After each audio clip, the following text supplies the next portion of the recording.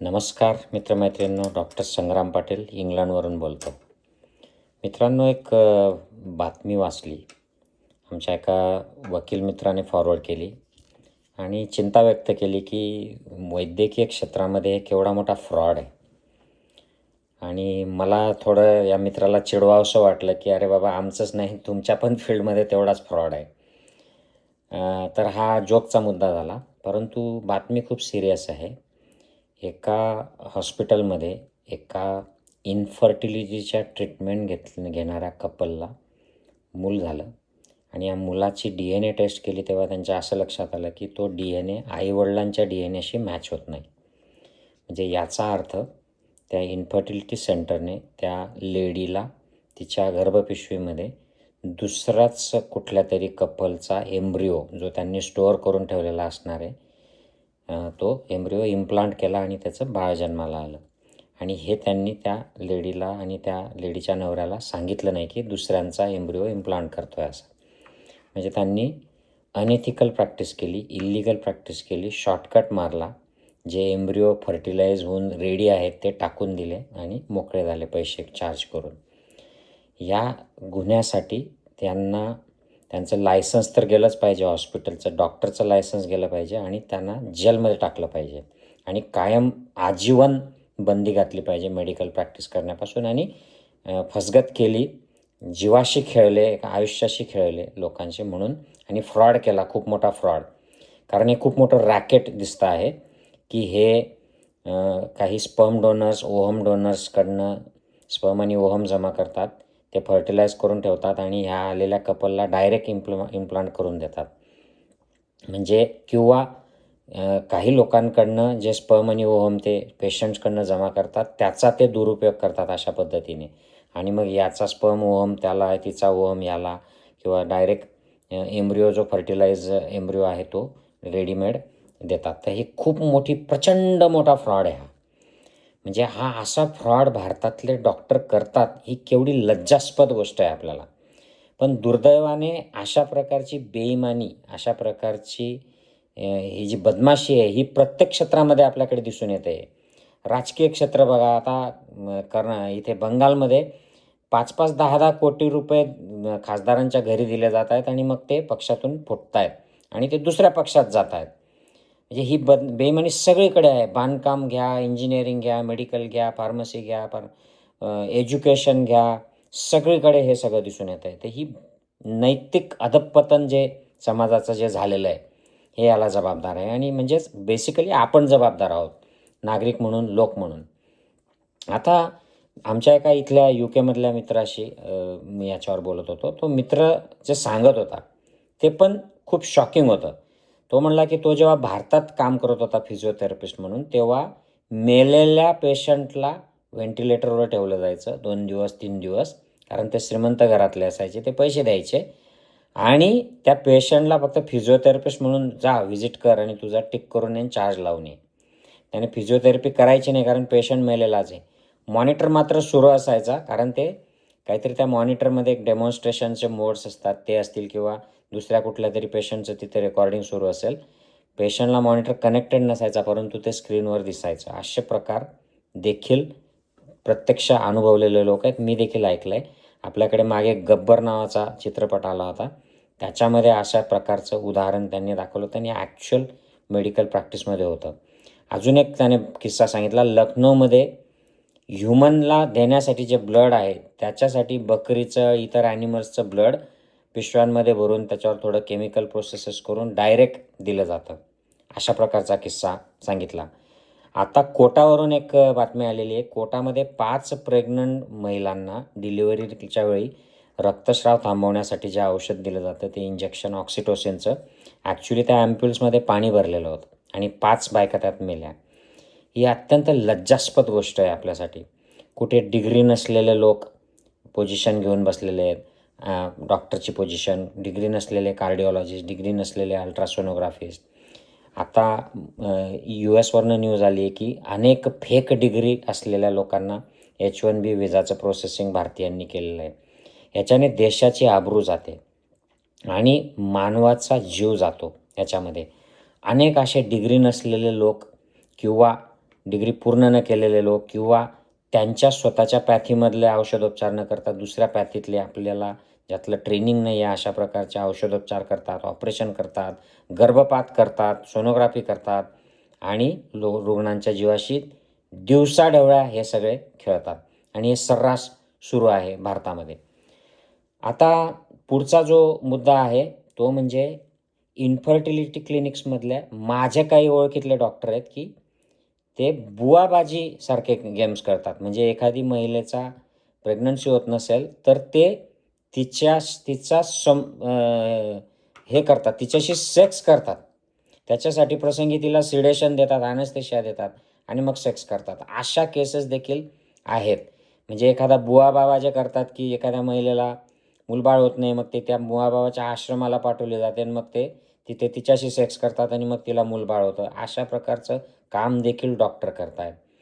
फार्मसीजमधले भ्रष्टाचार इतके आहेत की भरमसाठ औषधं लिहून द्यायचे, पेशंटला वार्डात असतो, त्यातलं थोडंसंच वापरायचं, बाकीचं पुन्हा फार्मसीला परत जातं, परत पेशंटला लिहून दिलं जातं, मग तो परत घेऊन येतो आणि मग ते रिसायकल केलं जातं. काही ठिकाणी मंदिरांमध्ये जसं नारळ किंवा जे चढावा चढवला जातो त्याचं रिसायकलिंग करतात. मध्ये दिलं की ते लगेच बाहेर दुकानांवर पार्सल केलं जातं. तसं फार्मसी म्हणजे मेडिकल स्टोअर्समध्ये केलं जातं. मोठे मोठे इन्स्ट्रुमेंट्स, सर्जिकल इम्प्लांट्स, हे कॅटरॅक्टचे लेन्सेस याच्यामध्ये खूप मोठा भ्रष्टाचार चालतो. पुढचा म्हणजे अननेसेसरी ॲडमिट करतात गरज नसताना. मी हे स्वतः अनुभवलेलं आहे. मी जेव्हा तिथे पेशंटला टायफॉईड व्हायचा, मलेरिया व्हायचा, एरंडोलला मी प्रॅक्टिस केली, 6.5 वर्ष काम केलं आणि मी पेशंटला गोळ्या लिहून द्यायचो तर त्यांना धक्का बसायचा की डॉक्टर तुम्ही एकीकडे सांगताय टायफॉईड आहे, मलेरिया आहे आणि तुम्ही मग सलाईन नाही लावत आहे, ॲडमिट नाही करत आहे, असं कसं?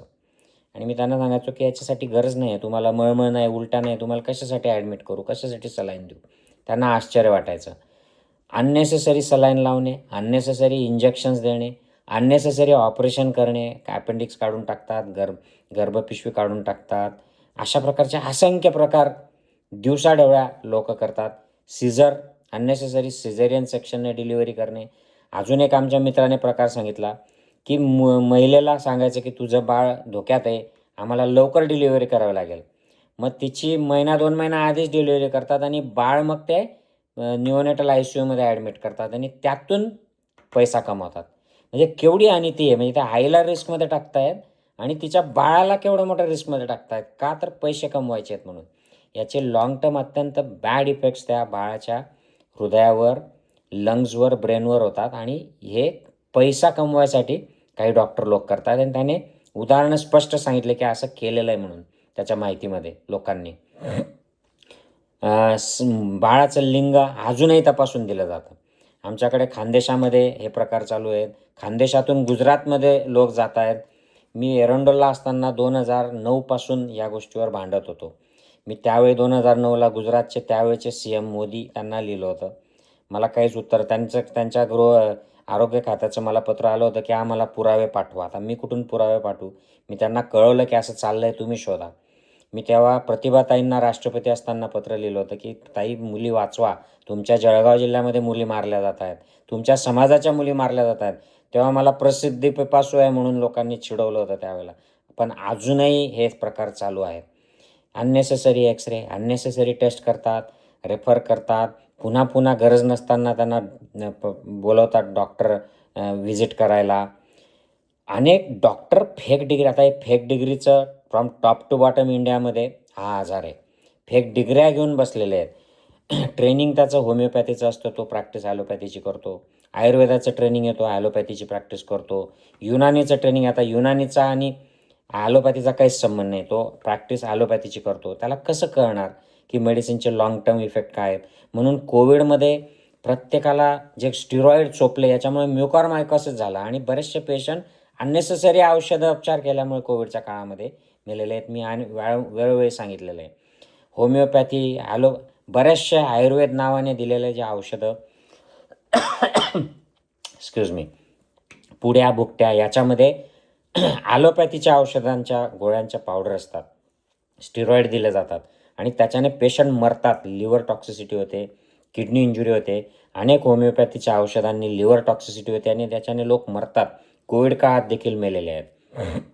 आणि बरेचसे बॉलिवूडचे आपले हिरो हिरोईन अशा जाहिराती या प्रॉडक्टच्या करतात की ज्यांना कुठलाही एव्हिडन्स नाही.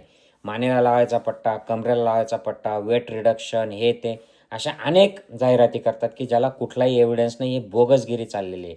अनेक बुवा बाबा आहेत, हे देखील अशा प्रकारच्या प्रॉडक्ट्सच्या जाहिराती करतात. त्यांचा अध्यात्म असेल ते नसेल ते वेगळा भाग, परंतु हे औषधं विकायचा धंदा करतात आणि त्यांच्या औषधं बरेचसे मॅक्सिमम औषधांना कुठलाही सायंटिफिक एव्हिडन्स नाही. काही औषधं तर परदेशातल्या लॅब्समध्ये टेस्ट झाले. तिथे बर्मिंगहॅमला पतंजलीची औषधं काही फेक असल्याच्या मागे रिपोर्ट्स होते, त्यावरही मी बोललो होतो.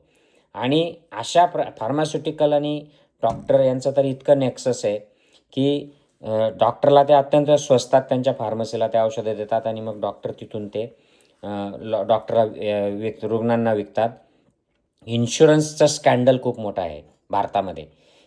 काही डॉक्टर, काही हॉस्पिटल गरीब लोकांचे इन्शुरन्सचे पैसे भरतात आणि त्यांचे म्हणजे समजा मी 5 लोकांचे इन्शुरन्सचे पैसे भरतो आहे. त्या 5 लोकांना दरवर्षी हॉस्पिटलमध्ये 2 वेळा आठवडा ॲडमिट करायचं आणि भरमसाठ इन्शुरन्सचं बिल त्याच्यातून काढायचं आणि इन्शुरन्सच्या कंपनीच्या लोकांनाही पैसे द्यायचे. गव्हर्नमेंटच्या ज्या हेल्थ स्कीम आहेत यातून पैसा काढायचा. हे सगळे उद्योग असे चाललेले आहेत. मागे एक पुस्तक होतं बाजारामध्ये, लुटारू डॉक्टरांच्या टोळ्या. म्हणजे हे मी सगळ्या डॉक्टरांविषयी नाही म्हणत आहे. काही अत्यंत चांगले डॉक्टर कट कमिशन न करता कुठलाही सिटी स्कॅन, MRI कुठलाही कमिशन न घेता करतात. ऑपरेशन, ॲडमिट कुठलाही कमिशन न घेता करतात आणि शुद्ध प्रॅक्टिस करतात. पण असे किती आहेत हा विचार केला पाहिजे. ही नैतिक अधःपतन जे मेडिकल फील्डमध्ये झालेलं आहे, हा समाजाचा आरसा आहे. समाजामध्ये अनैतिकता असल्यामुळे ही ते पॉलिटिशियन्समध्ये दिसते, इंजिनियर्समध्ये, सरकारी ऑफिसर्समध्ये आणि ती डॉक्टरांमध्ये देखील दिसते. तर याच्यासाठी नैतिकता आपल्याला आपल्यापासून सुरू करावी लागेल, घरातून सुरू करावी लागेल, शाळेत सुरू करावी लागेल. मतदान करताना नैतिकता ठेवावी लागेल. जात, धर्म, पैसा, बाटली, हिंदुत्ववाद, मुसलमानवाद, हा वाद, तो वाद हे बाजूला ठेवावं लागेल. चांगले लोक निवडून द्यावे लागतील. मेडिकल काउन्सिल स्ट्रिक्ट करावं लागेल. त्याच्यासाठी त्यातलं पॉलिटिक्स थांबवावं लागेल. तिथे नीतिवान लोक यावे लागतील. आपल्याला अधिकारी, प्रशासनमध्ये चांगले लोक लागतील, नीतिवान लागतील. कधी होणार आहे? त्या पोस्ट, जी एखादी कलेक्टरची पोस्ट असते, आयुक्ताची पोस्ट असते, ती कोटी रुपये देऊन तिथे पोस्टवर येतात. ते पोलीस अधिकारी त्या तालुक्याच्या ठिकाणी जेव्हा येतो तो कोट्यावधी रुपये देऊन येतो त्या पोस्टवर, कारण ती मलाईदार पोस्ट असते. ते कसं काय ते भ्रष्टाचार थांबवणार आहेत? आणि अशा केसेस ज्या होतात, कोण तपास करणार आहे याच्यामध्ये? यांना थोडे पैसे दिले की झालं रफादफा केस. त्यामुळे हे सगळा जो लबाडी चाललेली आहे, ही थांबवायची असेल तर आपल्याला नैतिकता आणावी लागेल. प्रत्येक ठिकाणी नैतिक त्याला महत्त्व द्यावं लागेल, तेव्हा हे होणार आहे. खूप दूरचं काम आहे हे. नुसतं आपल्याला सुपरफिशियल डागडुजी करून आणि पेपरबाजी करून किंवा काहीतरी नुसतं आव आणलं. आता आपले अधिकारी आहेत तुकाराम मुंडे साहेब, यांचा मी खूप आदर करतो. हे धडाडीचे काम करतात, निस्वार्थपणे काम करतात, पण त्यांना किती वेळा काम करू दिलं जातं. बघा, ट्रक टँकर भरून त्यात दूध, पनीर काय काय किती काढतायत. मग त्याच्या आधी जो अधिकारी होता तो काय झोपा काढत होता का? मंत्र्यांना समजत नव्हतं का? त्या मुख्यमंत्र्यांना माहीत नाही का हे असं चालतं आहे आपल्या राज्यामध्ये? विषारी अन्नपदार्थांचा पुरवठा चाललेला आहे, माहीत नव्हतं? मग आताच कसं? आणि फक्त तुकाराम मुंडेच का बरं एकटे काम करतायत अख्ख्या महाराष्ट्रामध्ये? बाकीचे अधिकारी झोपले आहेत का? पोलीस अधिकारी बाकीचे काय करतायत? एवढं सगळं प्रत्येक डिपार्टमेंटमध्ये, प्रत्येक सेक्शनमध्ये, प्रत्येक विभागामध्ये एवढ्या प्रकारची मालप्रॅक्टिस सुरू आहे. बाकीचे काय करतायत? कुठे गेले ते सिंगम बॉलिवूडमधले, जे पूर्वी असायचे 15 वर्षापूर्वी, 20 वर्षापूर्वी जे अधिकारी असायचे की ते मुख्यमंत्र्यांना, गृहमंत्र्यांना धारेवर धरायचे आणि जेरीस आणायचे, भ्रष्टाचाराविरुद्ध बोलायचे? कुठे गेले? कोणत्या बिळात लपले हे सगळे सिंगम? हा माझा प्रश्न आहे. जय हिंद, जय महाराष्ट्र मित्रमैत्रिणींनो.